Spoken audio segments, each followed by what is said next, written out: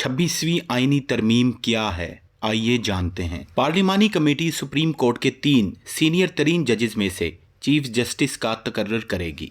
Committee की सिफारिश पर चीफ जस्टिस का नाम वजीर आजम सदर मुमलिकत को भिजवाएंगे। किसी जज के इनकार की सूरत में अगले सीनियर तरीन जज का नाम ज़ेर गौर लाया जाएगा। चीफ जस्टिस के तकर्रर के लिए 12 रुकनी खुसूसी पार्लिमानी कमेटी होगी। जुडिशल कमीशन आईनी बेंचेस और जजेस की तादाद का तयन करेगा। तमाम सूबों से मुसावी जजेस तैनात किए जाएंगे। आर्टिकल 184 के तहत अज खुद नोटिस का इख्तियार आईनी बेंचेस के पास होगा। आर्टिकल 185 के तहत आइन की तशरीह से मुतल्लिक केसेस आइनी बेंचेस के दायरा इख्तियार में आएंगे। आइनी बेंच कम से कम 5 जजेस पर मुश्तमिल होगा। आइनी बेंचेस के जजेस का तकर्रर 3 सीनियर तरीन जजेस की कमेटी करेगी। चीफ जस्टिस का तकर्रर खुसूसी पार्लिमानी कमेटी की सिफारिश पर किया जाएगा। पार्लिमानी कमेटी में तमाम पार्लिमानी पार्टियों की मुतनासिब नुमाइंदगी होगी। पार्लिमानी कमेटी में 8 अरकान कौमी असम्बली, 4 अरकान सेनेट से होंगे। चीफ जस्टिस ऑफ पाकिस्तान की मुद्दत 3 साल होगी।